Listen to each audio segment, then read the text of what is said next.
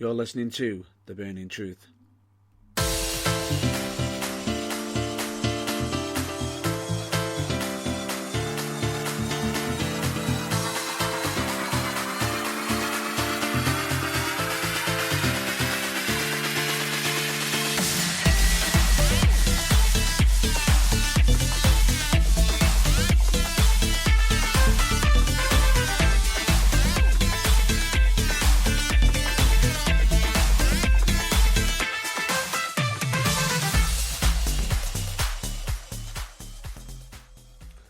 Hello, ladies and gentlemen, dudettes. I am one half of the host of The Burning Truth, and with me is the other half, none other than John Below. And he is Matt Burns.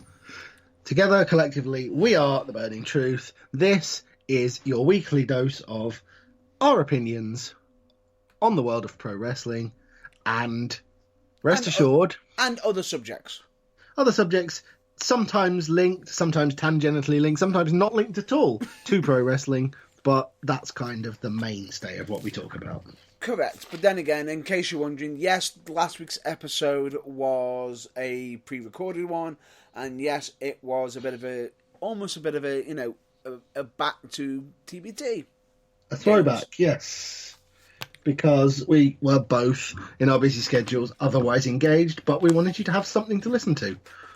Correct. In case you were wondering, before we get on to it, in case you're wondering, I was at FCW, attending the FCW show Beyond the Bagadome, and you had I had some family engagements. Which I'll just get this out the way. FCW Beyond the Bagadome, absolutely amazing show. Really fun to call. It was a bit of a unique one because normally I have Stephen Keane at past shows, but lately he's been drafted over to the roster. So congratulations to Stephen Keane. And in his place, as a replacement for because the previous week, the previous month's show was basically myself, and at times with the odd special guest now and again. However, in the last show, Beyond the Bagadome, throughout most of the show, I actually had none other than Big Rich with me. Awesome. Trust me, I've had to Joey Styles a commentary on a pay-per-view event before. It's not easy, so I don't envy you that, but Big Rich is a more than capable fellow commentator, so you did all right there.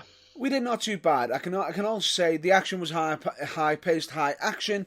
One I would recommend everyone checking out once they have actually got them all available for you, because I believe there have been talks of making a possible streaming service or some form of service to be able to watch them potentially. But I could be getting ahead of myself. Hint.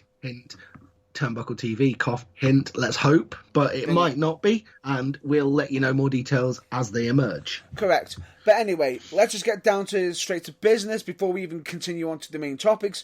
Warning disclaimer for strong, some of the language that we may have on the episode may be unsuitable for younger listeners. And I will now, instead of me actually finishing the best of, I'm going to pass over to my colleague. The following broadcast may contain rants and opinions not suitable for those averse to strong language and with weak stomachs, and may also contain potential opinions not suitable for other viewers. This programme may also contain strobe lighting effects. And the language may be turned very, very blue. Essentially, we may turn the air bluer than... The Blue Meanie? Well, I was going to say something to do with porn, because technically they're called blue films, aren't they? But that's just lowering the tone unnecessarily. Anyway, the point is, good Lord above, there's lots for us to rant about, so the soapbox will be out plenty, and there may very well, in fact, who am I kidding, there will be some strong language. Yes. As you all may already know, yes, we have already covered NXT TakeOver Portland. Everything that WWE does right. Yay! And now we have to cover everything that WWE doesn't do right. Right. In the form of Super Showdown. Now, I would just like to point out, we don't, on this broadcast, try and be sensational for the sake of it. We don't try and tear WWE a new ring piece just because it garners ratings. We genuinely try and be positive, but sometimes, my God, the material they give us to work with is thin on the ground. And Super Showdown was just one example. So yeah, we may not be our shining sunshine selves today because, frankly, this show deserves ripping at least 3 separate new arseholes, and I'm sure we're going to do it over the course of the next hour or so.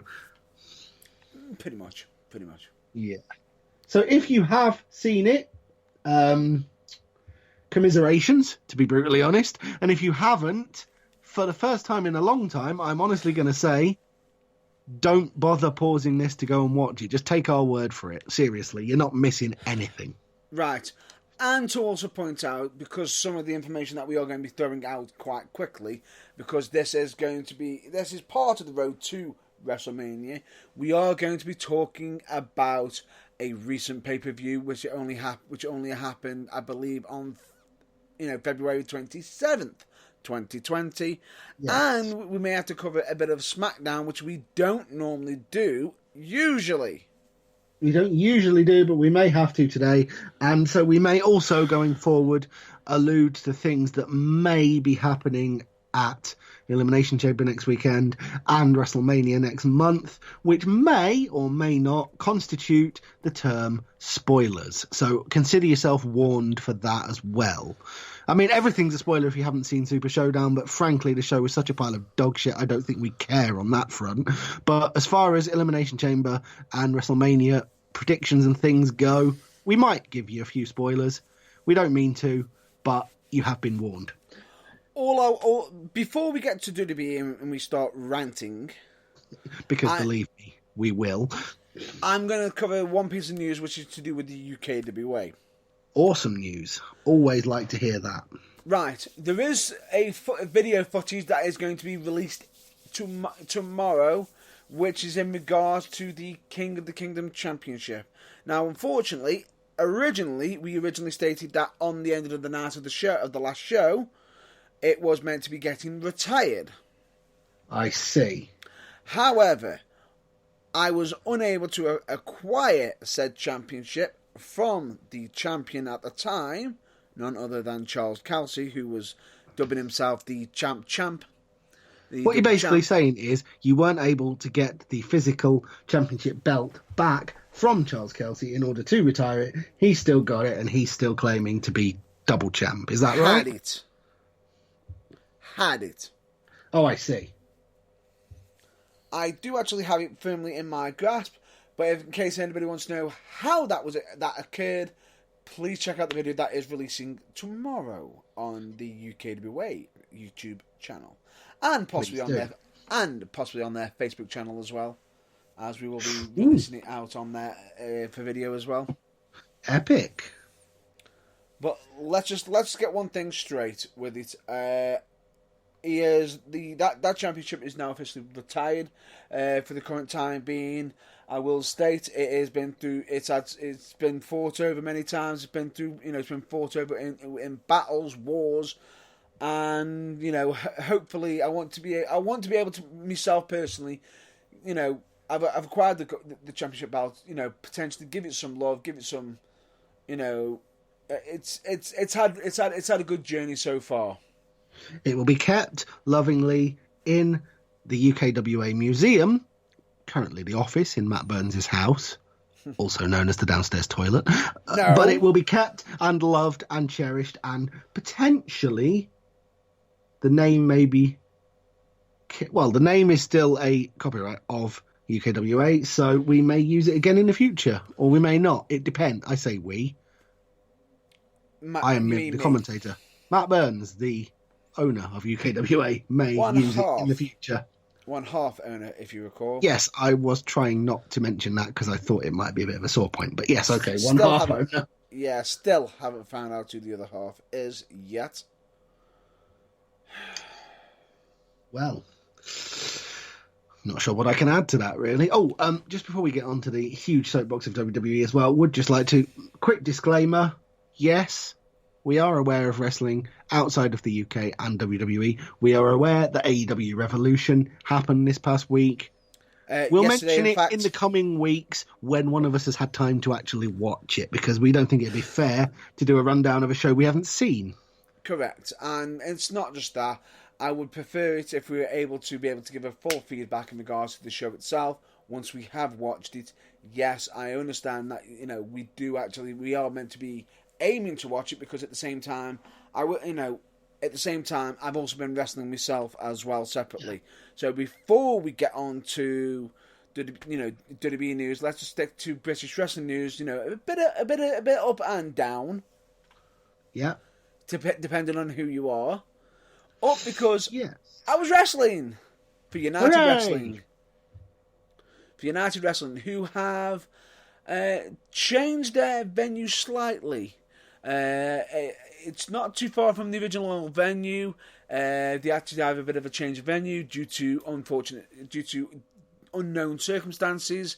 Circumstances beyond their control. Yeah, correct. I will state the crowd did come out quite in numbers, cheering everybody on, and I ended up having a 6-man tag match, with myself, Baby Joe, and the returning Ronan against AWOL.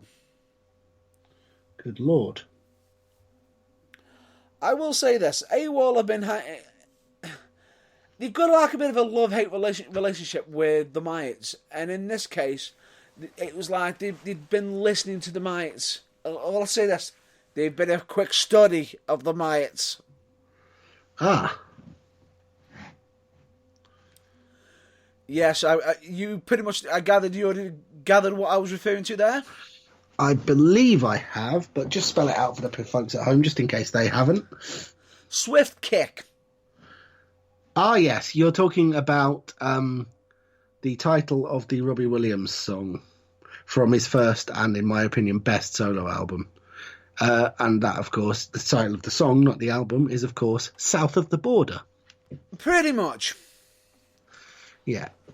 Back heel as well. In the old kahoonies, as I believe they say. Yeah, back heel, and then as they pretty much called it, I can't remember what they called it. All I know is even the Young Bucks don't have much on them. Triple team super kick. Good Lord. Yeah. Who was the recipient of that? Because who do you think? Does it possibly, potentially rhyme with Bat Mearns? Yeah. Ouch. Quick question. Yeah. How many days after it did you wake up? I did wake up in the ring after, the count had happened. I was pretty much dazed, confused. But I knew I'd been cheap-shotted. I bet you did. I bet you were talking in falsetto for the rest of the week. I bet livid was the word I was. Livid. Yes, I can imagine. But so anyway, you've been to that show. You had a match. You were at Florida Championship Wrestling. I hope you're getting some bloody good air miles for all these trips. Future Championship Wrestling. And you did commentary there with Big Rich. Where else have you been? Anywhere else? Which was the previous week. And genuinely checking out talent and looking forward to future shows. Like a certain one that is coming up soon, in fact, if I'm not mistaken. Being none other than Academy Pro Wrestling has got a show. Wolfen Pro Wrestling has got a show. And Pro Wrestling for You has got a show. Busy boy then. Yeah, no wonder you don't always have time. Unfortunately, I can't attend all three of them. No, I figured not. Let me guess, are they all on the same weekend in very disparate parts of the country? Yep. Yeah, that's unfortunate planning on their part, but you are not capable of, cell mitosis. You physically can't be in two places at once, so that's nobody's fault, really. Pretty much. Right. But they're upcoming. We've covered what you've done. Yep. If you've possibly stopped to sit down long enough to get your breath back, have you got your soapbox ready? Because I think we should get on with It's already ready. dissecting Right. the fetid corpse of Super Showdown.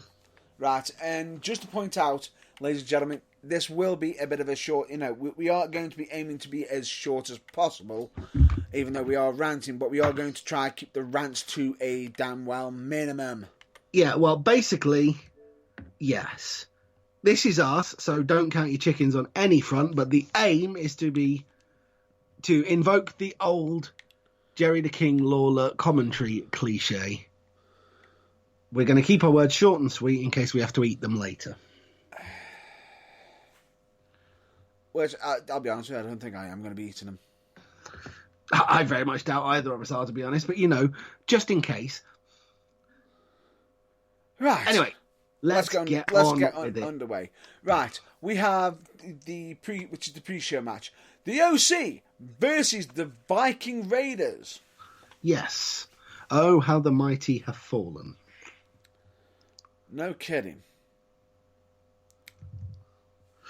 Yeah. No kidding. The match ended up being 10 minutes long, with the OC defeating the Viking Raiders. Yeah, fairly standard for a pre-show match, but why... The OC defeating the Viking Raiders. Yeah. Why is the Viking Raiders against the OC? Isn't the Viking Raiders meant to be feuding with Seth Rollins, Murphy, and AOP? You would have thought so, wouldn't you? Yes, but hey, this is WWE. When does logic ever come into anything? Possibly. Oh, yeah, that's right. Only when WWE want it to. And when they don't, it gets absolutely... kicked to the curb faster than you can say. Yeah. And you ready for this? You think AOP would cost the Viking Raiders the match? No, yes. It doesn't happen. It happens because, quite literally, Ivar attempted a moonsault on Anderson. The latter, he moved out the way, tagged in Gallus, and a magic killer happened. I see. So, hang on. Clean win. Clean win. Clean finish. Yeah. Like I said, how the mighty have fallen.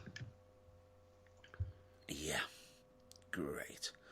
And not if I'm not mistaken... a stellar start either, to be honest. If I'm not mistaken, the OC, yes, they are still going to be around for quite a bit of time. Haven't they been not doing much lately?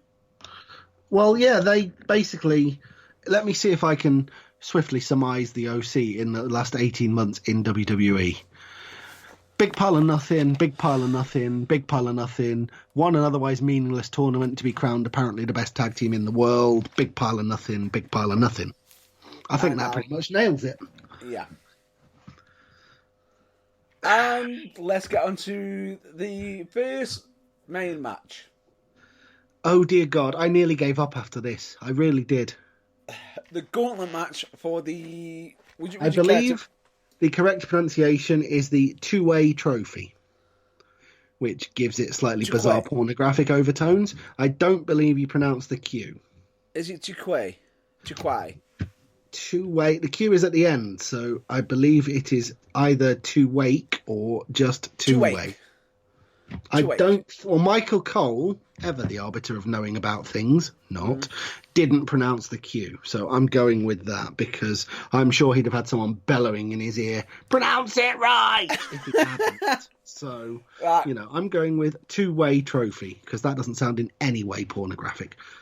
5 matches. Well, under this technically, in this gauntlet, yes. 4 of them. 1, 2, 3, 4... Yeah, 5, yeah. Yeah, 4 under of them featuring R-Truth. Yeah. No, 3. Is it? Yes, 4. 4. R-Truth starting off with Bobby Lashley. If that's not a mispair... I fell asleep there. Yeah, what? Yeah. If that's not a mispair, I don't know what is. Lashley. That's not a horrible clash of everything that results in horrible boring wrestling. Oh wait, no, that is what it is. That's exactly Yeah. what happened. And how did the Not match to mention happen? the fact that I had to go back and rewind because I happened to nip for a quick bathroom break, and I had to rewind nearly 5 minutes of Lashley continuing to mercilessly beat the shit out of R-Truth after he'd been disqualified. A fact that I didn't realise until I heard the commentators mention it. Yep. What the hell was that for? Yep. Well, no, I understand the theory of what it was for, but why was it 5 minutes, not one devastating powerbomb? It's not like they didn't need, it's not like they needed to fill the time. Right, so then Andrade comes out and you're thinking, oh, that's why. Yes. The US to help champion. the US champ to easily turn over the battered and bruised R-Truth, you think. Not on your fucking life.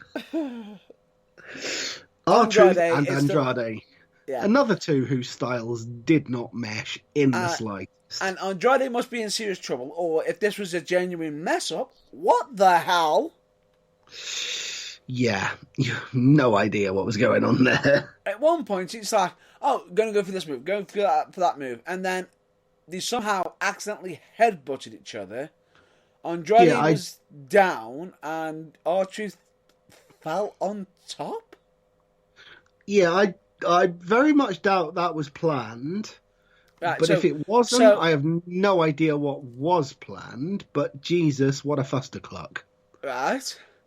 So, Lashley lost by a quick roll-up. Yeah. Andrade's lost by getting fallen on top of. And somehow we've got to endure a third R-Truth match on pay-per-view, which is equal to his entire pay-per-view output, I think, for the last 8 years. Wait. I was fine with this. Fair play to the guy getting some airtime. No problem with that. Except, Eric Rowan who came out next? Eric Rowan. All 320 pounds of big, ginger-bearded nutjob Eric Rowan. How heavy did you think? 320? That's fine. That's fine. Something like that. Mm-hmm. Yeah. Anyway, yeah. So, you think... no disrespect to R-Truth, but he's had a fair go. Quick powerbomb and a pin. Good night. Thanks for coming, R-Truth. Or a claw slam. Game over. No. No. Wrong. How dare you think so logically, you foolish sucker who's paid for the WWE network. Yep. What happened? I forget exactly what happened. I remember it vividly. The uptake was R-Truth won again. Right. Oh yeah, he got disqualified, didn't he? Do you know why he got disqualified? Was it for use of the ring steps? Yes, one. Was it for use of that cage probably just got a cat in it, but no one wants us to know? Basically, R-Truth had accidentally knocked the cage, which supposedly upset Rowan. You hurt my friend! And he decided to disqualify himself and lose his chance at the amazing trophy. Yeah, because we'll get to in a minute. His feelings hurt. Oh, you mean the hugely expensive piece of cheaply moulded glass that looked like it cost about 20 quid? It looked more like a bunch of lollipop sticks got stuck together. Whatever it was, yeah, expensive and prestigious, it did not look. No. But anyway... It looked like someone just got some lollipop sticks and then stuck a light under. Yes. Up next came AJ Styles, at which point the crowd picked up a bit because they were like, hey, it's AJ Styles. And then they sunk again because they were like, oh, Jesus. He's in there with R-Truth. What way is WWE going to come up with for R-Truth to beat AJ? It doesn't happen. Thank the living shit for that. AJ Styles was entertaining as hell at this moment. Yes. AJ at his absolute best. Dancing, kicking the mud hole out of R-Truth, and then sealing the deal with the calf crusher. Yes. Yes. Wonderful. No offence, R-Truth. Thank you. You've done stellar service, but good night. P.S. So AJ Styles... Never wear the red shorts again. What's wrong with you? He's going to be wearing them for a while. And don't forget his homage to John Cena. Oh, is that what it is? I think so, yeah. Yeah, because John Cena, world famous for wearing red ring gear. Well, he does wear red. And if you remember, because he did get told he would look like a Fruity Pebble. Yeah, because jeans, universally and obviously all red. Whatever. WWE logic. Let's move That's on. not Let's the move issue on. here. Let's Up move next, in the match, to Wait, face we Rey think to face originally sorry, Rey AJ Mysterio. Styles was Now, supposed to be Rey Before Mysterio. we get there, originally Samoa Joe was in this match. Yes. What happened to him? Yeah. Oh dear. Oh dear. Oh dear. Just Samoa for the Joe- sake of anyone that may have their head in a rock, under a rock in a cave on Mars, please explain why Samoa Joe was not in this match. suspended. Wellness policy violation? Yep. Hang on. I'm just looking at Samoa Joe's physique. It's not going to be steroids. He doesn't strike me as the kind of person who smokes weed, so it's not the Matt Riddle influence. What the bloody hell was it? Basically, it's just a wellness policy. That's all they've stated. Okay. Basically, it's 15 years of TNA matches means he's probably a little bit on the Nigel McGuinness side. He's probably got a few aches and pains, or Banged up, yeah. he's probably had an illness, not realised it. For certain people who have been caught out by the wellness policy, it's been due to a certain substance that they didn't know was on the list, and might have been either caught out by it, or they might not have been, they might have missed a certain, Yeah. What? Including, if you're a regular watcher of NXT, according to Matt Riddle, Yeah. the Dusty Rhodes Tag Team Classic trophy. Which is why he and Pete Dunne aren't bringing it with them to the ring anymore. Because apparently it partied a little bit too hard after they won the titles, failed a wellness policy, and is out for 30 days. Nice touch there. Yes. That, anyway. however, that little jokey aside makes infinitely more sense than everything we've seen so far in bloody... Oh, it gets worse. Yeah, I know. Anyway, Samoa Joe is out due to the wellness policy, so as you know, they use rigmarole, 30 days, Yeah. yada, yada, yada. But anyway, so we're now waiting for Rey Mysterio to come down. Who's had his music played twice, by the way, and not And appeared. AJ Styles is smiling. Yes. Never a good sign. Right? For those who have put two and two together here, yes, exactly what you think happened is what happened. Video goes to the back.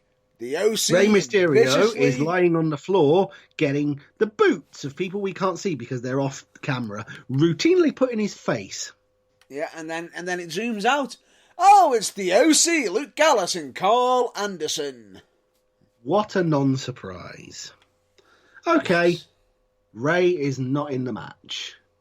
Q AJ demanding to have his hand raised. Yes. And Q... The referee... Wait. The referee says, I cannot do that unless I have to give your opponent... Your opponent the has to chance." have to the count of 10 to come to the ring. Why didn't he say Ray? Well, yeah, but why did he say to the count of 10, which... essentially, my problem with this whole thing is him not saying Ray and saying your opponent left the door open for, my God, I hope the Saudis paid you well for this shite, his secret extra final opponent, but also a count of 10. Bastard's entrance took 8 minutes. Wait. 4, 5, 6, 7, 8. Cue the video. Out go all the lights. No. Oh, God, no, it's Bray No, Wyatt. Jesus. no, it's not.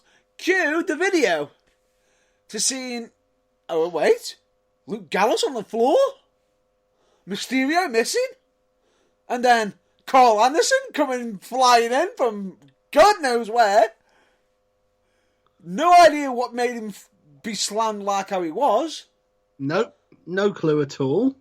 For then some boots certain bottoms that we've seen before, and a jacket. Ooh, I wonder who that could possibly be. At which point, we're at the count of 8, by the way. Yeah. So at which point, before Luke Gallows' head has hit the floor, the referee's counted to 10 and this match is over. You think? The referee stopped counting. Of course he does, because he's mesmerised, wondering if Who it is could that the be? long-awaited return of Gilbert in that trench coat. Nope, it is cue the gong. The Undertaker. Out go all the lights. It's the Undertaker. It's, to borrow a phrase first levelled by Joey Styles at Mr. Mike Awesome at ECW One Night Stand 2005. I hope you kept the money. Right. I don't know how much the Saudis paid him for that appearance, but yeah. You ready? He arrived. Yay! Like I said, about 8 minutes after the music started, he sauntered into the ring in usual traditional Undertaker fashion. And it makes it even worse is the fact that the reason he has replaced Rey Mysterio was that they are claiming that Mysterio being injured by the OC. Yes. Right, so because, when you see a small, nimble, mask-wearing Mexican luchador injured by nefarious heels, the ideal like-for-like replacement that any sane, rational human being would immediately think of would be 6'10" of Texan Deadman. Right, so anyway, he comes down. Right, I don't even think the bell had even rang at one point. I'm thinking, so what's going on? Right, he gets in the ring. He choke slams. No, after, hang on, you missed the comedy gold. After Captain No Shit Sherlock Styles shouts audibly, "You're not my opponent." Yep. Really? Do you think the penny hadn't dropped on that one, AJ? I know wrestling fans are thick, but Jesus, we'd work that out. Yep. Yeah. At which point, incredibly sloppy looking chokeslam. Yep. Good night, Vienna. And Taker pins him. Yep. 1, 2, 3 to win the trophy. Which he then completely ignores. Wait. All the while, still keeping his damn hat on. Yeah, he's never taken his hat off, much less his coat. Fundamentally ignores the trophy, walks back up the ramp. Now, thank you. What Good makes night. it worse is with this. Where's my check? He looks at the trophy. Why didn't he take it with him? Was he going to pick it up on? I was just there thinking to myself, whoever wins this, are they wheeling it up with them? Are they picking it up under his arm? Are they carrying it? Undertaker instead chose to completely no-sell the trophy, as was probably the best course of action, and just do his usual exit. Walk out. One arm up, paused on the stage before he leaves, and everyone, collective sigh of relief. Thank God that's over. Oh God, no. Now what's next? We've now got the tag team match for the WWE SmackDown Tag Team Championship. Featuring Right. your reunited, even though when they separated 10 years ago, they fell out and had a big fight. But yeah, don't let logic get in the way. This is Super Showdown. Miz and John Morrison facing off against the, at last count, 653-time tag team champions, The New Day. Yep. This, I think, was my match of the night. Seriously, incredibly low bar, but fair point. No. Actually, my mistake. No, it wasn't. I knew it was a tag team match. It was the Raw ones that was the match of the night. My apologies. Fair My enough. apologies. Although, I will state, Kofi Kingston, what the hell are you doing taking bumps like that? Yeah. I don't know, but sanity was not involved. Off the side. And I don't mean the former NXT faction either when I say sanity. Yeah. Right. Anyway, this match match came and went in a blizzard of god-awful bumps and not very good teamwork from the, frankly, not very good team of The Miz and John Morrison before, oh, look, new tag champs.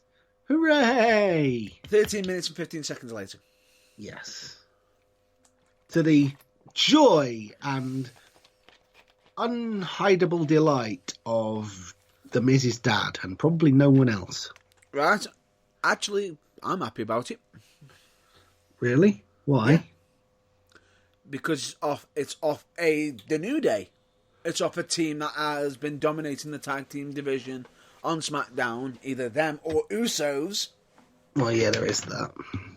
But that just means that title reign number 8 for a reinvigorated New Day, once again featuring Xavier Woods when he's fit, is not far away around the corner. True, but there could be other angles possibly being built up for it to stop that, potentially. Who cares? I mean, anyway. Fair enough. Yeah, let's move on. Let's move on to the next match. Wait, this match... singles match for No One Cares. Angel Garza against Humberto Carrillo. Two guys WWE have got and do not know what to do with. They've had this match twice on Raw. Yep. What was the result? That was it. Exactly the same result as at Super Showdown. So, 3 times Angel Garza has beaten Humberto Carrillo. Yeah, every single time the match has barely got out of second gear. Every single time, no one cares, and the law of diminishing returns means no one cares a little bit less every time. And what makes it so weird is these pair can go. They can legit go in the ring. Yes. Not that WWE apparently actually want to let them in case, they might steal the show or something. I felt as though they had more on Raw than on the event, than on this pay-per-view. Possibly. I didn't see the Raw matches, but you'd probably not be too far from the truth. Legit. And I feel as though this match has been told, don't be as good. We need you to be possibly bring him down a little bit. Yes, possibly. Which is quite possibly one of the most retarded decisions. One of many retarded decisions WWE made this evening. Yeah. Speaking of which... Wait. Are you ready for this? Yeah. Do you know what match is happening on Raw next week? Is it Angel Garza against Jordan Devlin for the NXT Cruiserweight Championship? Nope. No, of course not. That'd be different and sensible and vaguely logical. Are those two fighting for the 80th time? It's a tag team match, Pelea. Ah, wonderful. Angel Garza and Eeny, Meeny, Miny. Of course, heel Mexican, yes. Against Humberto Carrillo, face Mexican. Rey Mysterio, who will magically be healed from his injuries? Yep. Oh, Jesus. I wasn't being serious. I know. Oh, by the way, I've just had a brain fart. I've just had a thought of something. Before we move on to the Raw Tag Team Championship match. Yeah. I've got to mention it, and I'm simply going to say the 3 words without any further judgment, and then leave some dead air, and we'll move on. Yeah.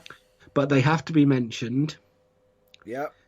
Jack Gallagher's tattoo.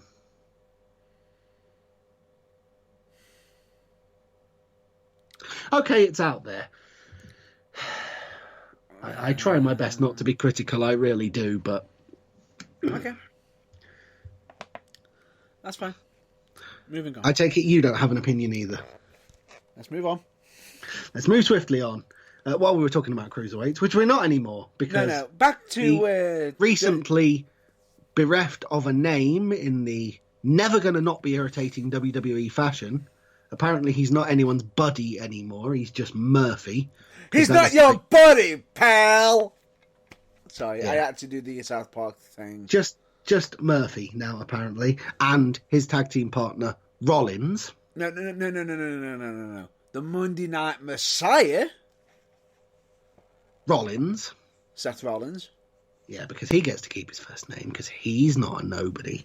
right? It makes it even worse. It makes this Go even on. worse. Somebody, because of the whole Monday Night Messiah, has Yeah. been kicking off, stating, "That's actually my idea that they've stolen." Somebody else on Monday Night Raw? Who's no longer working for WWE. All right, okay. Hang on. Do they currently work for AEW? Nope. Not who I thought it was. Okay, who is it? Can you remember, and this is a while back, is it Abraham Washington? Or Washington Abraham? Abraham. Oh, the flash in the pan, blink and you'll miss it person who, was he a manager or was he a commentator or was he a bit of everything and then they didn't really know what to do with him and so they chucked him out the door? Yeah. Yeah. He's stating it's supposedly one of his ideas, but...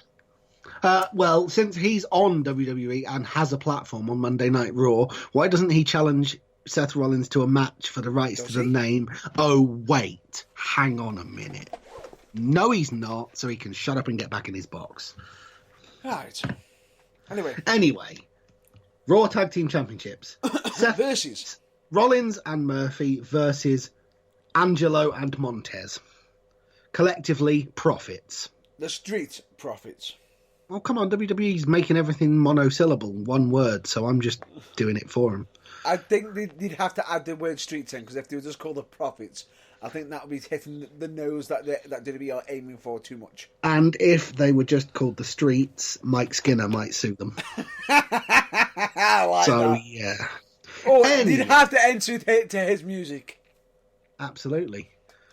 Enter to fit, but you know it, and just do a homosexuality angle.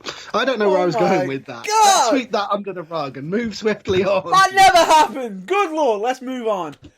Right, this match I thought was match of the night. Perfectly acceptable, and therefore, so far, by miles, match of the night. Great start, great finish, great everything. All round, heavily recommend this match. Out of the entire show. Jesus H. wept. I agree with, I believe it was... I've forgotten his bloody name. The one with the tattoo on his neck, the commentator. What's his name? I've gone blank. Corey Graves? You know, bloody bargain basement CM Punk. What's his name? Corey Graves, you're on about? Yes, I agree with him. My God, how does Montez Ford get quite such a height on that frog splash?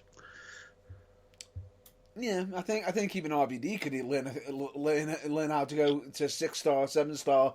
Yeah, that was amazing. But anyway, that was a great match. Yeah. A bloody rare novelty based on everything so far. And then, unfortunately, we were brought smashing back down to earth by the next match. The next match I thought wasn't too bad. I don't think it was bad. I just think that 2 pay-per-view matches a year on the 2 shows they have in Saudi Arabia and bugger all else isn't really preparing Mansoor in the way that WWE would like him to be ready. Let me just state this. Right. Earlier, we had R-Truth, who had actually had more time on a pay-per-view and more screen time than he's actually had all in the year last 4 round than years. actually being on the actual TV as the 24/7 champion, maybe? Yes. And now we have Mansoor, who has had, in this one match, more pay-per-view time than he's had NXT television time or matches, because he is officially still an NXT superstar in all of the time since the last event. Yeah. Which comes in at 1 pay-per-view match, 0 seconds on NXT. Oh no, he has been on NXT. Oh yeah, sorry, yeah. He had 1 match the week after he beat Cesaro last time out, and then he disappeared again. Yeah. Now, and what I don't get, is they've actually got somebody legit who can wrestle in Mansoor. Yes. I am actually a fan of his damn work. The guy is technically sound, exciting, and potentially a huge future prospect. Give him And they a won't even chance. feature him on NXT. I'd And rather yet, keep giving Raul Mendoza and bloody Kona Reeves squash matches and and yet, logic. Mansoor comes out to full pyrotechnics, Yeah. right? And all I'll say is, I'm sorry, I am going to have to reference something that we're going to be talking about later. Really, But, yeah. you know that Saudi Arabia have probably put, the budget has probably gone on to Mansoor more so because of where he's from. Yeah. Because he had more fireworks than fricking Brock Lesnar and Goldberg. Yeah, and now he's going to disappear off WWE TV for another 6 months. Yes. Logic, no, doesn't exist in this particular alternative reality. Also, the ball statistics are Dolph Ziggler must be getting bored of bumping around the ring like a maniac who doesn't want to have a neck anymore for everyone and anyone, because he didn't even do that convincingly anymore.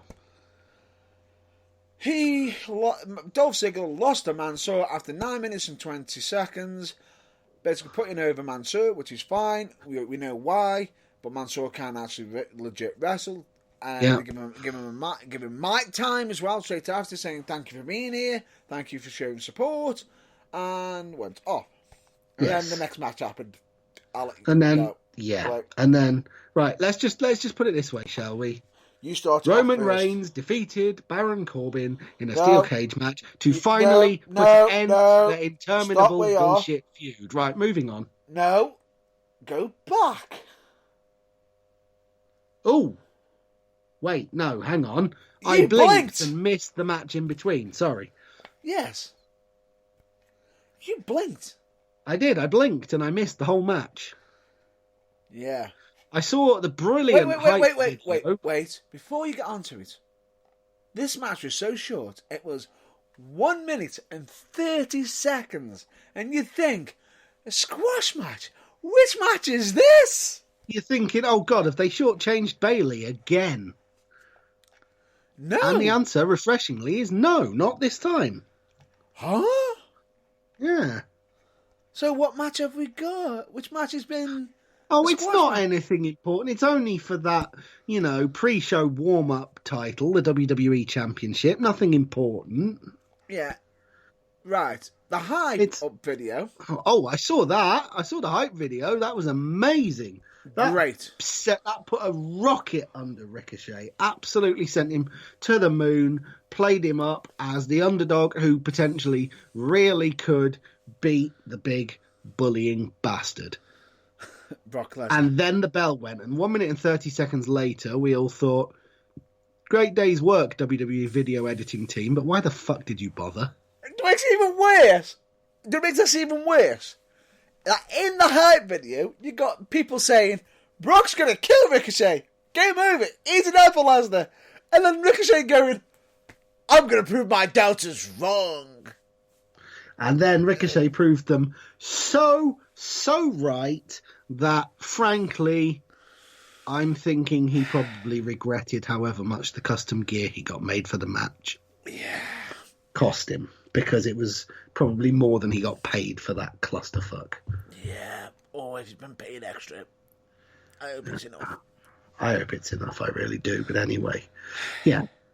Anyway. The less said about that, the better. Anyway, and then, after that... That was the Roman Reigns match against King Corbin. Reigns defeated Baron Corbin in a steel cage match and drew a line, finally, under their interminably boring load of bollocks feud. And let's not talk about that right next. We had the first ever... No. We've got to go back. Why? I've got to cover my rant on it. Oh, okay. Seriously, I didn't want to go any further on it because I was vaguely aware that the soapbox may be starting to get polished to the point where it's wearing away. But okay, you've got a rant which will probably trigger something in my memory, which means afterwards I'll probably need it as well. Right, take a deep breath, Matt Burns, rant away. Right. We've got Roman Reigns versus King Corbin in a steel cage match, basically going back and forth. Yes. Oh, no. how many fights can these pair have where, it gets put end of? Last pay-per-view, they had a big massive brawl, falls count anyway, we can, street fight and everything, blah, blah, blah. Roman Reigns wins. Yay! We thought it's the end of the feud. No, it wasn't. Then they go to SmackDown, and then they have a match where loser gets dumped in dog food, which is what the feud was entirely all about. Yes. And guess what? We thought it was over then. And guess what? It isn't. Was it? Boo. No. They've got to go on pay-per-view one more time. One more time. And are you ready for this? To bring out the steel cage. Right. And then they get a steel cage. And to make it even worse right now. What? I don't think they'll be done yet.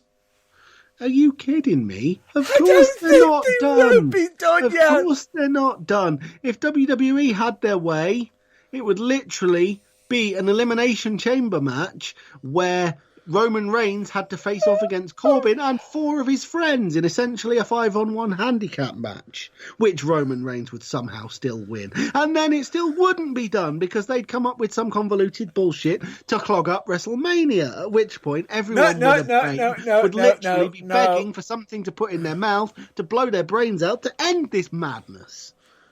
Right. There we go. I wasn't planning a rant, but Jesus, that one just kind of came organically. Right, let's get back to the event, because yes, steel cage match, Roman Reigns defeated King Corbin after 12 minutes and 50 seconds. Of your life, which you will never get back. What makes it so stupid with this match is, yes, we've seen this go back. Oh, yes, it's high, it's high. It was so boring. Third longest match on the card, out of including the pre-show 10 matches. That's how ridiculous it was. That's including the matches, wasn't it? Including the pre-show, yeah. Yeah. Anyway. What's up next? Oh, no, I lie. Sorry. Second longest match on the card, including the pre-show. Third. Second. Oh, no, third. Sorry. Yeah, third.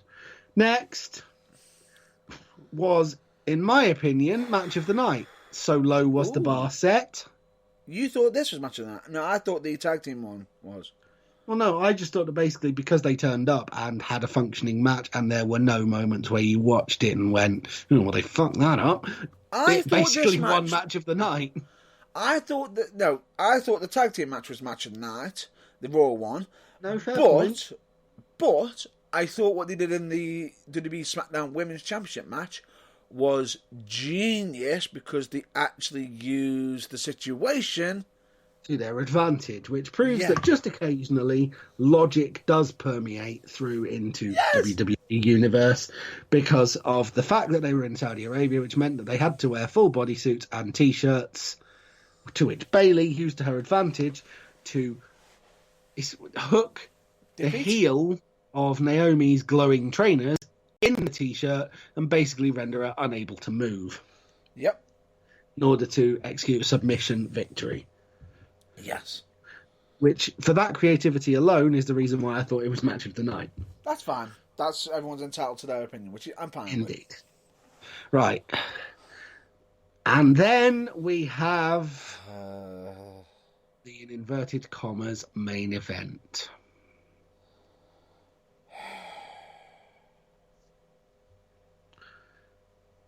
Ladies and gentlemen, Bray Wyatt is doomed in WWE. Are you going first or shall I? No, I insist. After you. Right. I was fine with this match. Looking forward to this match. And they killed it. And when I say killed it, I don't mean, oh, they knocked it out the park. No, you mean they literally took it, laid it down in front of you, and stabbed it with a garden fork until it slowly bled to death, and made you watch, and told you couldn't take your head away, and then rammed your head into the bleeding corpse, and made you sniff it, and basically then stabbed it again just for good measure, and then made you body slam the corpse. That's how badly they killed it.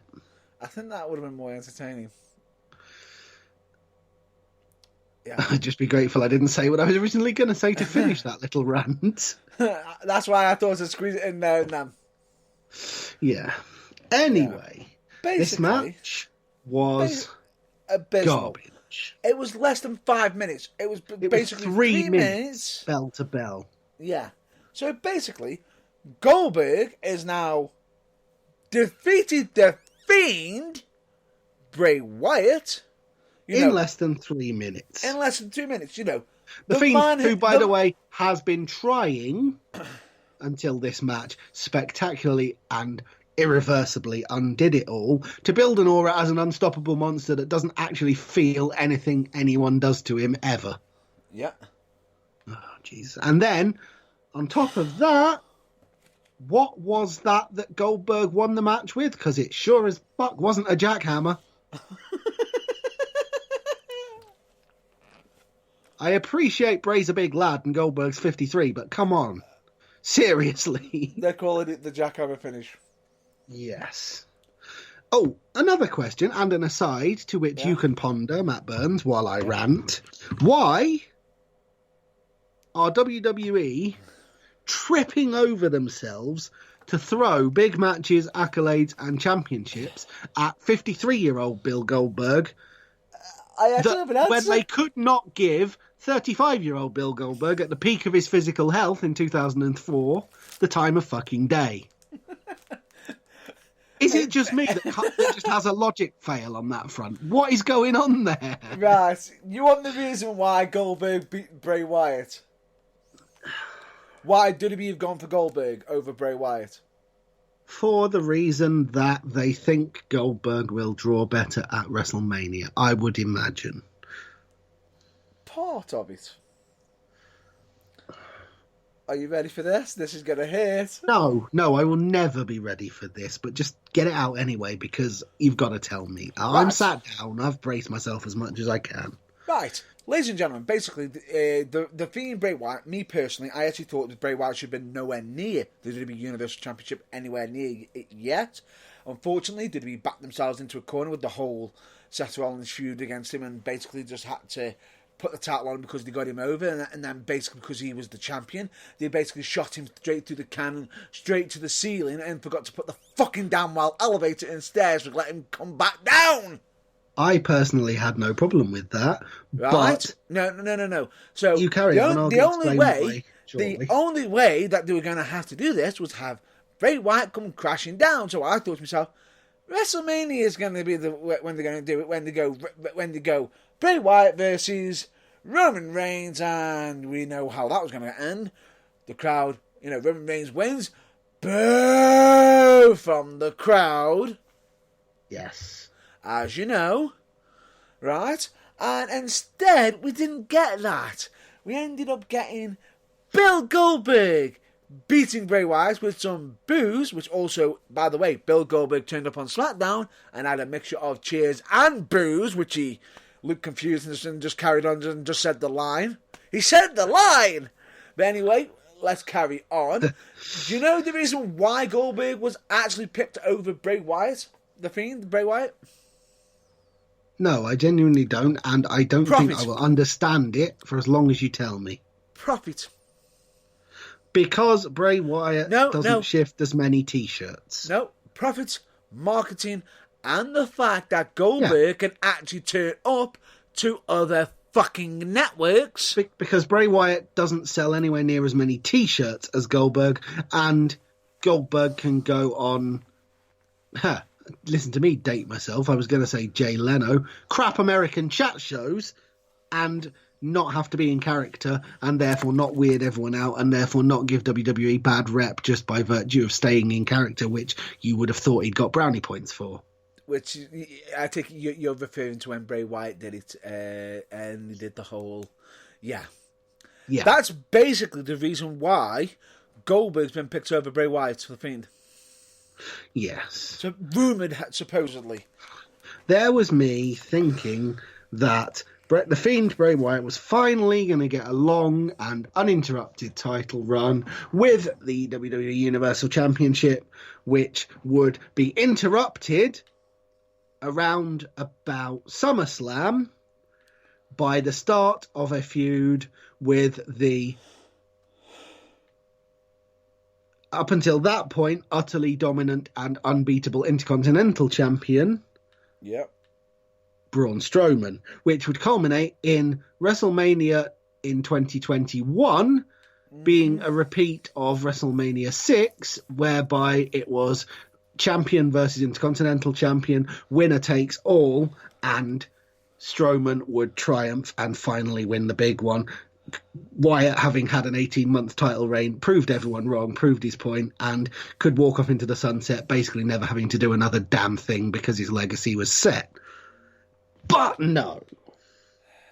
Why would they possibly actually put the wheels under Bray and keep him going and build him up into anything other than an oddball sideshow who just happened to have lucked his way into the big title fucking twice now, and then they took it out from under him before he could actually do anything with it. And at this point, his stock is lower than that of fucking anyone you can name who only ever appears on Superstars. Yeah.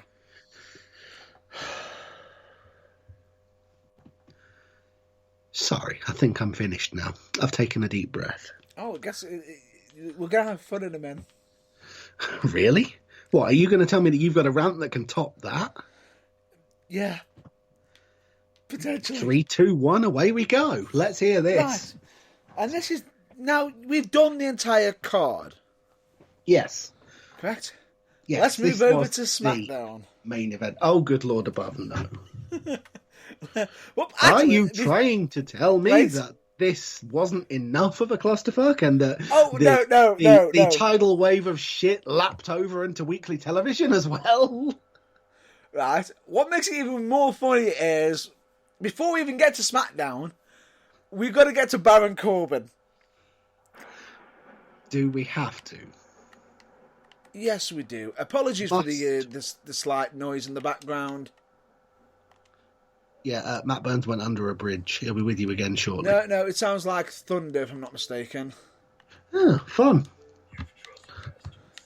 Right, I believe that would be a clip that's playing for some unknown reason, when it shouldn't be. Ladies and gentlemen, please talk amongst yourself while Matt Burns tries to find what it is. And, he's fixed it. We are good.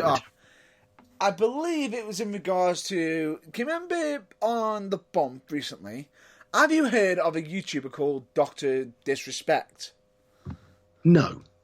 But then I am so out of touch with YouTube, I might as well be a 42-year-old in 2001 going, what's this LimeWire all you kiddywinks are talking about? LimeWire. Remember that? The sort of precursor to Spotify. Just no. Yeah. Essentially, my point is I'm out of touch and I don't do YouTube. So please fill me in. Right. Basically, I'm just trying to get this muted as quickly as possible. Yeah, I understand that. That's why I threw in the random LimeWire reference as an attempt to try and make you just sort of have something else to think about. Okay, good. We're muted. It's all good again. Yes.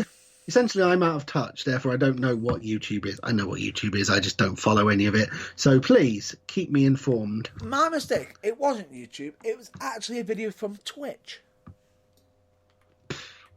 It might as well have been YouTube for how much I know what the hell that is. Did you say tout? No, Twitch. Nobody remembers tout either. Wait, the streaming service that Impact Wrestling got kicked off because of RVD and his scandalous recent issues that he did recently. Anyway, let's move on because we're not going back to that. Anyway, do Undertaker sends Dr. Disrespect a warning because Dr. Disrespect has been stating on, had a clip of him on The Bump saying he is scouting, he is covering the universe, he wants to find the next talent. Talent for what? Or is that supposedly not relevant? For wrestling? Supposedly. Right, because you can do that on the internet. Wait. Just ask WWE, because Tough Enough was always such a roaring success. Using quite ridiculous graphics that Dr. Disrespect has been probably been paying for separately for himself. And this is what's been stated, and this is from WrestleZone, by the way. The Undertaker sends Dr. Disrespect a warning. During a recent stream on Twitch, popular streamer Dr. Disrespect received a very strange warning after some weird errors on the stream. Dr. Disrespect investigated and found a message from none other than the legendary WWE superstar The Undertaker, warning Dr. Disrespect that he has no patience for him and that WWE is his domain. Really? The Undertaker is from the pre-internet generation. Was that message really from him? Because I'm seriously doubting that. I am looking it up as we speak.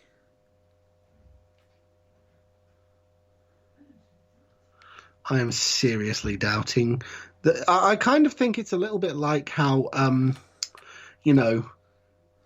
certain famous people in positions of power in the world today, naming no names, who put out 2 or 3 sensible, well-worded, correctly spelt, coherent tweets that were obviously written by their representatives and handlers in amongst the barely coherent childish gibberish that they put out when left to their own devices. Someone else clearly wrote that and then attributed it to The Undertaker. Or at least that is my opinion, and not necessarily the opinion of Matt Burns or The Burning Truth. I would just like to point that out. Right.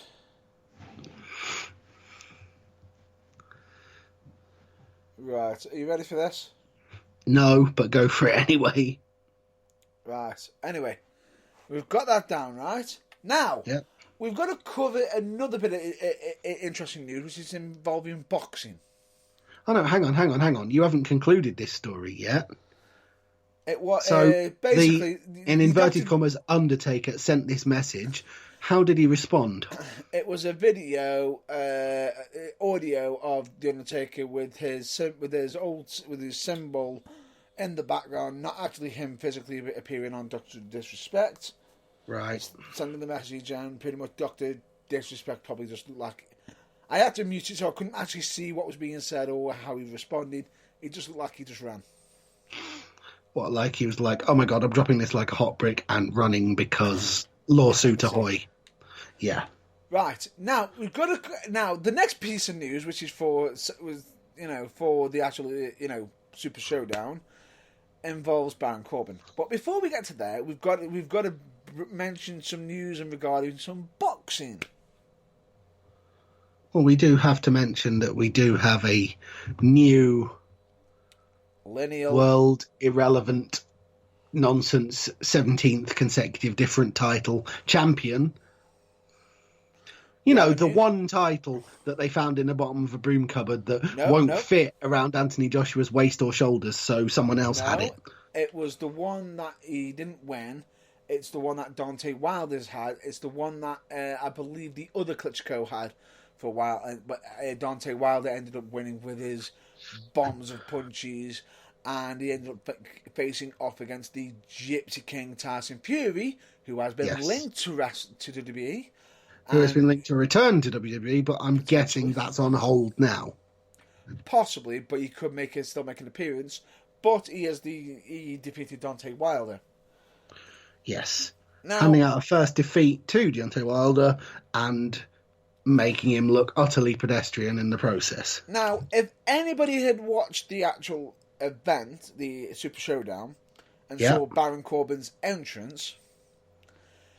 On the stupid sedan chair, yes. They might have actually noticed his grand entrance was copying the Gypsy King. You see, they may well have done that. And do you think, this being WWE and all, and subtlety not really being their strong point, this was deliberate? Yeah, it is. Potentially. But the There difference is there is one difference. And what would that be? It's guys who are carrying it. Who was carrying it? For Tyson Fury, it was strong women, but I think it was on a more of a belt, not actually being lifted. Oh, I see. Okay, I'm with you. Possibly. I think. But anyway, So you think they borrowed from just the Gypsy King? Let me guess, the liberal use of other people's ideas didn't stop there. Nope. Baron Corbin borrowed from Dante Wilder. Sorry, hold on. Hit the brakes. The man he was about to fight stole some of his ideas before he fought him. No. In the same fight. No. I'm referring to Baron Corbin. Baron Corbin stole ideas from the Gypsy King, which is the entrance, and he borrowed from Dante Wilder. Oh, I see. I'm sorry, I'm with you now. I misunderstood. I thought you were saying that Tyson Fury borrowed from Deontay Wilder. No, Baron Corbin did. Okay, what did he borrow? He borrowed the entrance from Tyson Fury and from Dante Wilder. Baron Corbin is taking an excuse from Dante Wilder. Corbin blames the toll his entrance gear took on him as the reason he lost to Roman Reigns at WWE Super Showdown. Legendarily crap. Why am I not surprised? No, that is the actual excuse that Dante Wilder came out. Yeah, no, legendarily crap. Yeah. But therefore, WWE would have latched onto it like you wouldn't believe. Yeah, of course they would. And I'm not kidding you. I've actually seen the tweet myself from Baron Corbin WWE, which he got the name The King. I'm never going to take anything away from Roman Reigns' preparation for a main event steel cage match. I was prepared, but I didn't think the toll my entrance gear, the chainmail, my robe, and the entrance would take on my body. 3 minutes in, my legs were tired. Oh, dear me. Jesus wept. What's that galloping over the horizon towards this conversation? Oh, yeah, it's a crock of horse shit. Special delivery to Mr. Corbin. No, but Corbin's doing that to mock Dante Wilder. Yeah, of course, but that, it was a shit idea when Wilder said it, so you can claim imitation, flattery, mockery, or whatever you like. It's still an even shitter idea to copy it. However... Yes? Let's get down to SmackDown. Oh, God, you haven't finished? Let's get to SmackDown. Do go on. Ratings are up for SmackDown. On the basis that they had to essentially go up eventually because they couldn't really get any lower. Right. Without nobody watching. You actually beat the previous weeks, basically. But anyway, I'll just speed this up now because this is going to be a horrible situation I'm going to have to cover. I've got a lot to cover. Right. We need to get it covered, and we've already gone on longer than we intended. So, yeah, I'll just let you get on with this. Right, on SmackDown, we basically got Goldberg coming out going, right, I am the champion. Who's, doesn't matter about what happened then, doesn't matter about the now, why it was then. I need to know who's next. Sound like he's making an open challenge for Roman Reigns, walk down, I'm next. And that was basically, no one came out to address the situation. They just looked at each other, left the ring, and that's how... So, yeah, no one came down and made it official or anything like that. No, just... Instead, we just got Michael Cole later on in the night saying, oh, look, title card! Match card! With the graphics, and there it is. Roman Reigns versus Goldberg. Spear versus spear, potentially. Wonderful. Right. One oopsie. Yep. Let me guess. The other one's bigger. I've got to address a lot here in regard to SmackDown. I tell you what, I'll try my best not to interject with sarcastic witticisms. I will just let you go through this, and then I'll try and succinctly add my own questions afterwards if I can keep it to a bare minimum. We've then got Bayley coming out saying, oh, she's the best, she's the champ, and having Naomi come out saying, nope, blah, blah, blah, indicating that they're not done yet. Yes, thank God. Thank God they're not doing that yet. Right, so instead of that happening, she just goes, yeah, whatever. I'm just going to reintroduce my best friend, Sasha Banks, who's returning. Again. Okay. Then they had a rematch of, Super Showdown, at which point, halfway through the match, you then got Sasha Banks, who pretty much jumps in the match and jumps Naomi 2-on-1. Okay. And then we have a save. Hang on, a save from Naomi, for Naomi. Yep. By... I'm never going to guess this, am I? Just tell me. Lacey Evans.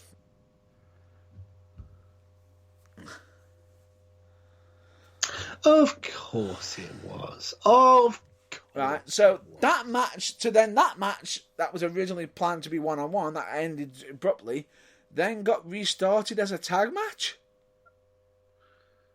Is Teddy Long booking SmackDown again? No!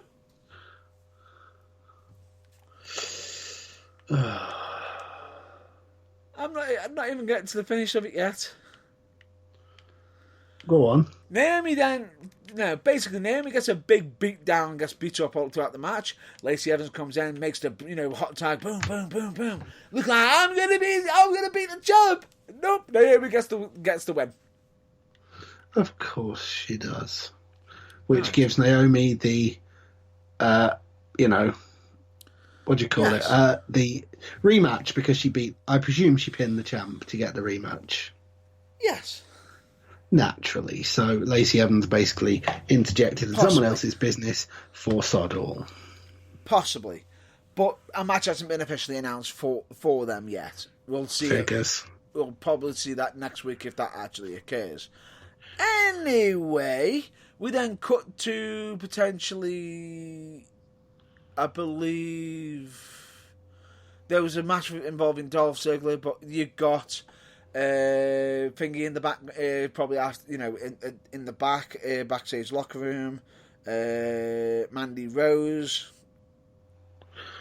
Yep. With her tag team partner, Sonya Deville. Yep. And Sonya Deville goes, "Oh look, your man's looking good." Referring to Dolph Ziggler in regards to the whole segment that they did recently on Valentine's Day with her and Otis, because supposedly Otis got a text message from Mandy Rose saying that she was going to be late, and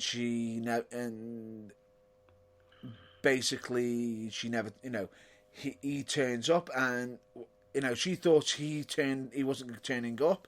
He no-showed for Dolph Ziggler to walk in, start sitting down with her, and ended up having a date with her. For then Otis turn up and be heartbroken, which basically was just, really, pulling on that sympathy string for Otis. Sounds like that was the idea. However, it also sounds like it did actually occur. It did actually. So did it actually work? Or... Yes, it did actually work. It got fans feeling sorry for Otis, but at the same time, you can see the look on Mandy Rose's face is almost as though she was let down by Otis not being turned up. So there's a possibility of actually being wanted to be more so with Otis, and you can see the look on Deville's face, on Rose's face when Deville goes, "My man," as well. But then we go back to Otis. We go to Otis, who's upset. He doesn't feel ready. He doesn't feel hyped. And, Tucker pretty much just types him up saying, "Come on, Mandy Rose may not have your back, but, there's one team who's always got your back, the WWE Universe." And, Tucker, Otis pretty much turns around and says, "Give me a week. Let me get over it. I've got to get over this. I will be back next week." So, yes. So we could have a wrap-up for that. Personally, I think it's going to come out that Deville was the one who sent the message from Mandy Rose's phone, has been interfering, stating that Mandy Rose should not be anywhere near Otis, blah, blah, blah, and try to set up her and Dolph Ziggler along. Or alternatively, they'll do what WWE, fans of a certain disposition have wanted them to do all along. What? And it'll turn out that Ziggler was just there as a happy coincidence, and Mandy sent the text because she's the one. Sorry. No. Sonya sent the text because she's the one that's after Mandy. Come on, this is WWE. Don't tell me you don't think that's possible. No, because they originally were going to do that angle, but they ended up burning it out and passing it over to, I believe, Liv Morgan, with, if I'm not mistaken, Well, what, the Liv Lana. Morgan and Lana. Oh, really? Yeah, Okay. if you remember on Raw, which was just before Christmas, before the New Year, which was done quite thrown in. Yeah, the And less said about that, the better. Anyway, because if I'm not mistaken, I believe Sonya Deville was like, "Really, you going down this angle?" At that time. But anyway, let's get back onto what ended up being the absolute what the fuck are they doing? We then find out that Braun Strowman has got a championship match at WWE Elimination Chamber. Yeah, I would just like to point out, by the way, we're not doing predictions for Elimination Chamber on this show because so far, Braun Strowman's match is one of 3 matches that's been announced on the card. 2. Yeah, it is one of 3 matches, but it's only 2 matches that are going to be in the Elimination Chamber, and this one isn't one of them. What I couldn't fathom in this one, they're doing a contract signing, right? Yeah. Braun Strowman, supposed versus Shinsuke Nakamura. You'd think in the contract it would be all, preordained, checked by both lawyers, both sides. No one could sneak anything in, could they? Yeah, exactly. With the possible exception, Sami Zayn could interject himself in the match. Is he still Nakamura's hype man and voice and general irritant? Yeah, he could interject himself in the match. That's fine. As a not regular watcher of Raw or SmackDown, how did Cesaro end up in this match? Sami Zayn is basically also watching over Cesaro as well. Oh, okay. As managing Cesaro as well. Sami Zayn is now basically supposedly the guy for guys who can't talk. Supposedly, the contract got changed in the ring by Sami Zayn to become a 3-on-1 handicap match. Because that's legally binding. And Braun Strowman saw it coming and signed it anyway. Because he's Braun Strowman and there's nothing he likes more than great insurmountable odds. Now, I'll tell you what, Sammy, like I said, like I alluded to earlier, why don't you find 2 more willing guys who aren't very good on the mic who you can represent, and why don't we have a whole Elimination Chamber match, all 5 of you against Braun? Yeah? Why not? What makes this even worse is the fact that, okay, it's a handicap match for the WWE Intercontinental Championship. What actually fucking happens if Shinsuke, Cesaro, or Sami Zayn pins Braun Strowman? Yes, exactly. Does whoever gets the pin win the title? So basically, wouldn't that make it a fatal 4-way? Yes, essentially. No. I bet what WWE are going to do is, if they actually do that, they're going to actually make all 3 of them champions, a bit like when they had Chris Jericho and Chyna, the Intercontinental Champion, if you remember from the past. WWE You mean they're going to Freebird for those under 40? No. New Day, not the title. Freebird. Not Freebird. If you remember, both of them had to be in the match. Yeah, the Freebird rule is the rule adopted and brought into the 21st century by the New Day, namely any 2 from 3 are the tag team champions on a given night. But in this case, it's got to be all 3. Is it going to be basically Nakamura, Cesaro and Zayn, or any 1 from 3 has to defend it, but they're all co-champions? Because that's not a stupid idea. Oh, wait, yes it is. Oh, wait, that's one stupid idea. Oh, you got Braun Strowman beating all 3 of them! Yes. Oh, why are they doing this for Braun Strowman? Oh, wait. Probably because they dragged Braun Strowman straight through the mud, who, by the way, has now got a mullet. Or some kind of mohawk. Yeah, no, oh, has he? Because I know that he got a ridiculously vicious undercut and literally left himself with no hair, hardly, apart from the little rat tail at the back. Yeah. It looks like a mohawk now, supposedly. Dreadful. Anyway. Yeah, so that's pathetic. That's insane. That's madness. Then are we done? Oh, no. I'm nowhere near done yet. Well, we're going to have to speed things up because this is taking ages. But yes, right, on you go. I know. Anyway, you've got Miz and Morrison who are celebrating, saying, "Yay, we are the best. We're the tag team champs. Yay!" But the Usos come down saying, "Nope, you ain't the best until you beat us." Blah blah blah. And then to have a referee come walking down, Just casual as you like, just walking, no effort. Walk over to the ring announcer and have the ring announcer announce that at Elimination Chamber, the WWE Tag Team Championship will be in a Elimination Chamber match, pitting The Miz and Morrison versus The New Day, Big E and Kofi Kingston versus The Uso, Jimmy J and Jimmy Uso versus Heavy Machinery, Otis and Tucker versus Lucha House Party, Grand Metalik and Lance Dorado versus Dolph Ziggler and Robert Roode. Sorry, he announced that in the middle of this whole Intercontinental title thing. A completely different match. No, not the Intercontinental thing. This is when Miz and Morrison were celebrating being new champions. Oh, I see. Right, that makes no sense. They've been champions minutes. They haven't had time to get one rival yet, never mind 5. So, Jay and Jimmy are going to be up against The Miz and Morrison a bit later on. I've got to cover one match that also happened. Oh, Kofi Kingston versus Robert Roode. Who do you think would win? The former WWE champion. Yes, every time. Well, in Lost a world of logic. Lost to Robert Roode, who has been losing left, right, and centre. Who has been doing an almost OC level of big pile of nothing. Yeah.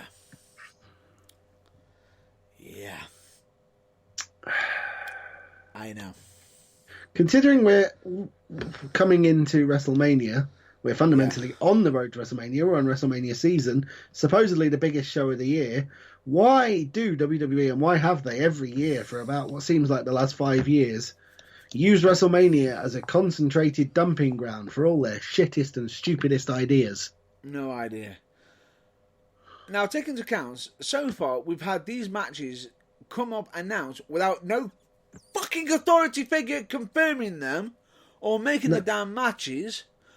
No. Does Raw even have a general manager / commissioner / whatever they call it these days at the moment?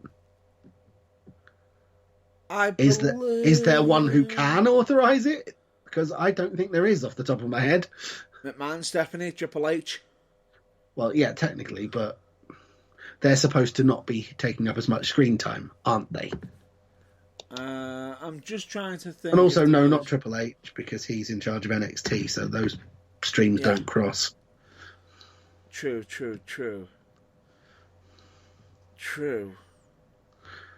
In short, just another thing to which the response is, this is WWE. We don't have a clue. Don't be ridiculous. No, details. They're not important. The point being is, we've got all this.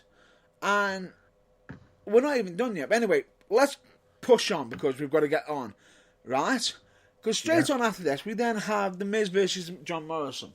No, Miz and Morrison versus... I was going to say. Miz and Morrison versus the Usos. In a tag team match. Non-title match. Who do you think goes over?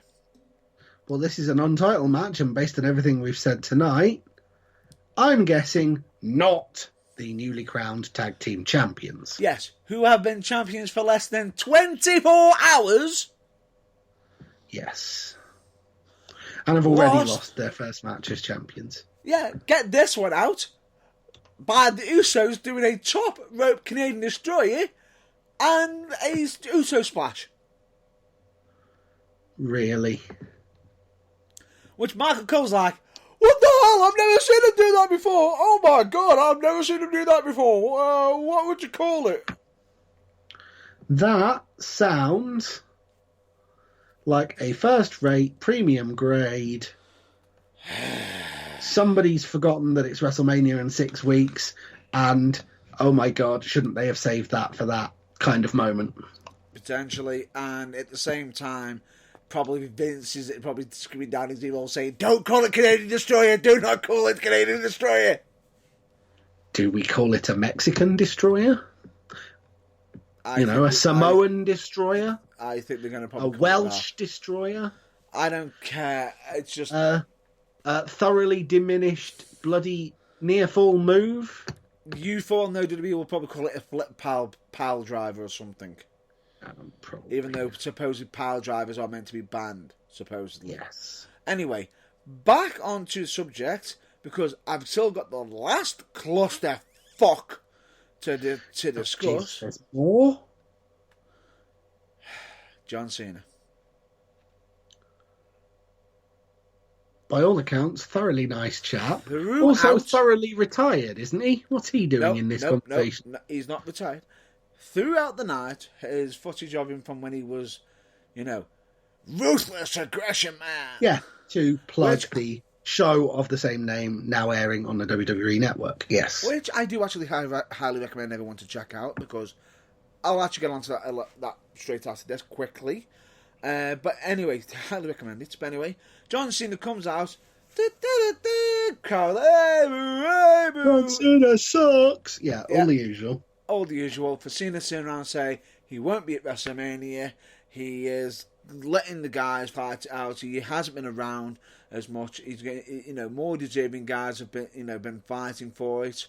And everything. So he will not be at WrestleMania. You won't see him at WrestleMania because he won't be there. Yada yada yada. A heartfelt promo, which yes, I perfectly sensible. To be applauded. Yeah, and I was like, "Whoa, what's going on here? What is happening?" For him to walk up, logic has prevailed. Yeah, Dream On has it. Lights go out. Bray Wyatt makes an appearance. John Cena, they have the camera behind, in front of Cena, trying to look a bit terrified, and have him turn around slowly towards the Fiend. The Fiend then points at the WrestleMania sign, which was not a good look for him. What? Trying to be a normal superstar after he spent every month, pretty much, of the last 6 years of his career trying to repeatedly prove he's anything but. Yeah. And how does John Cena respond? By making that stupid hand gesture in front of his face that implies he's wanking someone off directly in front of their eyes then walking off. Wait, you think after that heartfelt promo speech he just done about being not being at WrestleMania because stepping aside for the guys who've been doing so well, doing so hard, and this was not this year, and it's completely destroyed by him just tipping his hat and basically declaring that he's going to be at WrestleMania against the Fiend. So basically, that entire promo was fucking undermined. So what you're basically saying is John Cena's "I'm not going to be at WrestleMania" pledge lasted about as long as one of Mick Foley's retirements. It lasted less time than when Cena was supposedly fired from the Nexus, by the Nexus. Yeah, I remember. During which point he did every single live, non-televised show and genuinely didn't miss a single show. He just wasn't on Raw for about 2 weeks, just so they could vaguely pretend that he wasn't there at all. Yes. So we've got that entire storm of it, whatever. Yeah. What utter shittery. And supposedly rumour has it that Otis could be against Dolph Ziggler at WrestleMania. Really? Because nobody needs that. Yep. Is this going to be a sort of replay of back in the 80s, the whole Shawn Michaels versus Marty Jannetty thing from the Royal Rumble in the early 90s, where turns out that, she actually didn't want Otis anyway, and so tough luck, move along. Oh, you mean a bit like when they did what they did with Chris Jericho, Christian? Yeah, that too. Yeah, there is also the rumor of Edge making a return and basically also having a match against none other than Randy Orton, potentially making a big WrestleMania comeback. Great no match. Offense to either guy, sure it'll be a great match, but neither of them needs another WrestleMania payday. I actually think that would be a great match. Speculation that the Glamazon is going to be on Raw, making to cover the fact that an update in regards to Edge. There's rumour of her being involved, possibly teaming up with Natalia against the Kabuki Warriors at WrestleMania, or possibly at Elimination Chamber for the WWE Women's Tag Team Championship. Oh, someone in the WWE office has remembered they've got those, have they? Yep, potentially, possibly. That's the only speculation. Yeah, no offense to Edge or Randy Orton. You just know they both probably, on the basis of their careers, deserve one more payday and will do a stellar job at putting together an epic match. But it's WrestleMania. I'm sorry, but I'd rather have,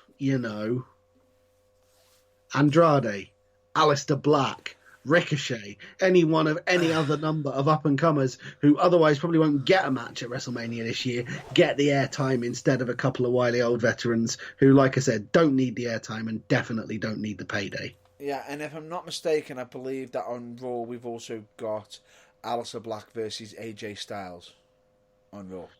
Potentially interesting. Yeah. And at some point that Seth Rollins is going to be against Kevin Owens and somebody else. Possibly. Anyway. Oh joy. Anyway. And you've also got the supposed, Rumble matches to go involved as well. Yeah. Anyway, after all that,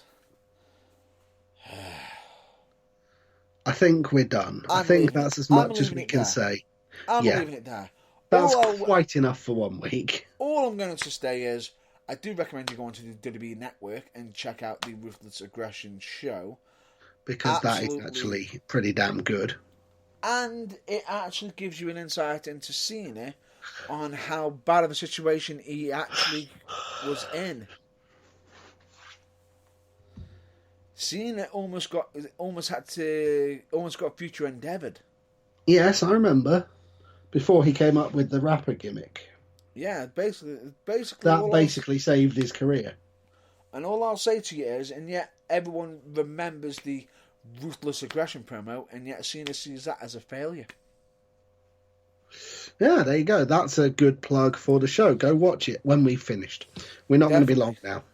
Which you can just go onto the WWE Network for just $9.99. Anyway, that is all for this week's episode. We are done. We're drained. That is all we're covering for this week. All I'm going to do now is just go through the plugs, which is please check out UKWA, also known as UK Wrestling Alliance. Please check out photography, the following photographers, which is Tony Knox, Jessica Servo Photography, Kay Swift Photography. We also recommend you check out Wrestling Academies like Manchester Pro Wrestling Academy, with beginner classes are on Monday, £10 per class, 9 p.m. till 7 p.m. till 9 p.m. For location details, check out on their social media. Of course, we also recommend you check out Academy Pro Wrestling, which I believe that they have some classes usually on Fridays potentially. But for all details in regards to theirs, please check out their social media. Of course, we also recommend you check out JFX3D for amazing custom-made championship belts, be it either for wrestling, boxing, or mixed martial arts. I will state I've had some work done by them recently, which is the UKWA Championship, which was debuted at the last UKWA show, Finest Hour, which is actually on Turnbuckle TV, which I'll get to later. Yeah, available now on Turnbuckle TV. Yeah, let's just put that in there. Anyway, please, I want you to check out charities like Mind, Changes for Health and Wellbeing, Changes Recovery Radio, Messy for Mind, Donna Louise, and of course the Cancer Research UK. Absolutely all great charities. Highly recommend them. Please check them out, because the information that they do provide could prove useful, and the information could end up saving someone's life, either yourself or somebody else. You never know. So give them a go. We of course also expect highly recommend you check out the lighter side of wrestling by checking out none other than Botchamania. You're welcome, Matthew, and of course WrestleCrap. You're welcome, RD. And of course, OSW Review. You're welcome, OSW Review lads. And we also recommend you check out formerly known as Geek of the Week, which is now known as Pull or Pass Radio Show, hosted by none other than Magic Mark Adams, where you can talk all things DC, Marvel, and all things nerdy. Yep. We, of course, also share out our love to fellow podcasters and broadcasters as such by checking out We the Independent, which is, who's on there? Oh, now you've got me. David Starr. David Starr, and of course, Mr. Sugar Duncanton, with his Infinity, Indie Till Infinity segment on there, of course, and everything that goes on there. Amazing interviews on there. We also recommend you check out Train Pop Culture, where you can talk things, some things nerdy, some things movies, some things even just alcohol. Absolutely, which is on Podbean, absolutely amazing. We of course also recommend you check out Think Wrestling, especially the Talk Wrestling series, which is hosted by none other than Tom Baker. We of course also recommend you, also check out Favaluni, where it's party time all the time, as they do party packages, soft play, bouncy castle, magic show, mini disco, face painting, glitter art, stilt walking, balloon modelling, balloon decorating, and fire and illusion shows. We of course also recommend you check out Kayfabe Music UK. Yes, they do actually do the entrance music, the custom entrance music for myself, which I do actually use, and of course the actual intro music, the actual theme music for the Burning Truth was done by them as well. Amazing, because I believe they just actually celebrated their birthday as well recently, which they even had a special offer on. We of course also got Turnbuckle TV, which is just for $3.99. You can get 30 to 40 plus wrestling companies, which, as we've already mentioned to you, our UKWA's latest show, Finest Hours, on there, of course, amongst many others, and not only more shows by the 30 to 40 they already have, but more promotions being added all the time. Damn right. And of course, as we have been on there with Turnbuckle TV as such, I want to massively say a big massive thank you to BA Productions, who actually did the actual recording for the Finest Hour show, as they did amazing work. And if you want to see how good their work is, check out our latest show. And if you would like to help UKWA and join Turnbuckle TV into the bargain, you can do this with any promotion, but let's use UKWA as an example. You can sign up at turnbuckletv.com/UKWA, and if you do that, a small portion of the proceeds, the $3.99 a month, will go to the promotion in question. So you can do it with UKWA, you can do it with any of the other promotions if they're your favourite, and that not only keeps Turnbuckle TV going, but it helps keep your local indie promotion going as well. Exactly, every little bit helps. And of course, we always recommend you check out your local wrestling show. Just case in point, United Wrestling, Pro Wrestling for You, Slam Wrestling, Academy Pro Wrestling, Future Championship Wrestling, Fusion Pro Wrestling, The Barracks, Future Shock Wrestling, Wolf Run Pro Wrestling, PCW, ICW, Falling Star Wrestling, to name but a few. Correct. And of course, there is some shows coming up for Pro Wrestling for You, for Pro Wrestling for You, for Wolf and Pro Wrestling, and of course, I believe, Academy Pro Wrestling, which I believe is on March the 7th. All three of them. But in case you are looking for any more local, even more closer promotion to yourself, there is an app that you can use on your phone, which is none other than Babyface Wrestling UK, which is a free app, and you can also follow best price ever. Exactly. You can follow your wrestlers on there. You can follow your wrestling companies on there. And I would massively appreciate if you followed UKWA on there and myself on there, of course.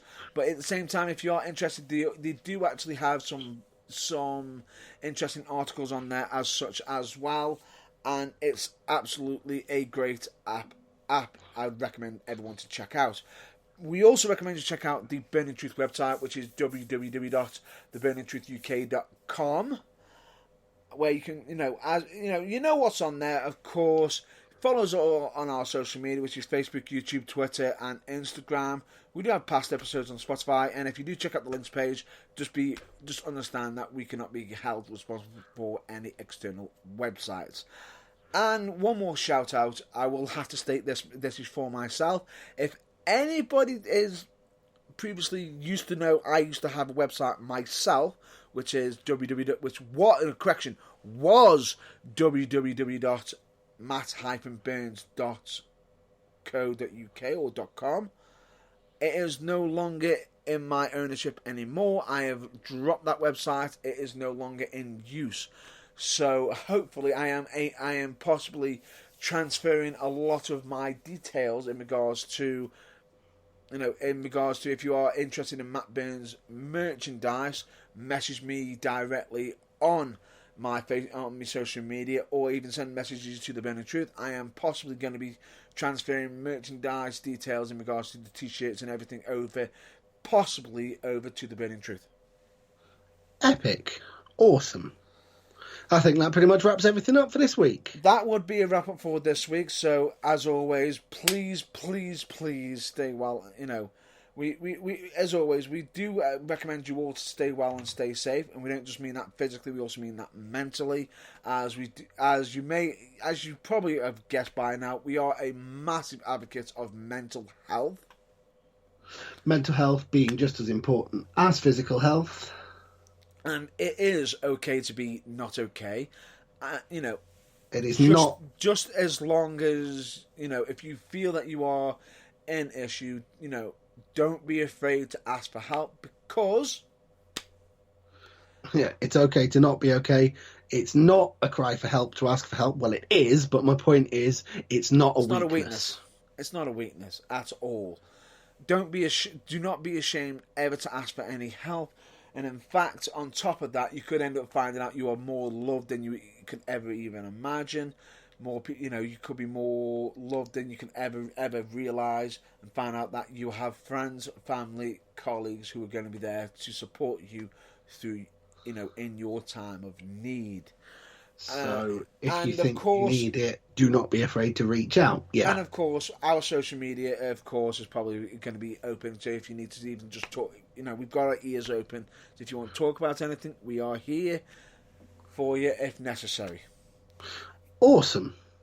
And with all of that now being said, of course, as always, we always recommend you all to stay well, stay safe, and of course, as always, please check out your local wrestling. Until then, we'll hopefully catch you next week if everything goes according to plan. Yep. And if anything does change, we'll probably update the social media and make you aware of it as soon as possible. But until then, we will catch you next week. Thank you for listening, and good night. Good night.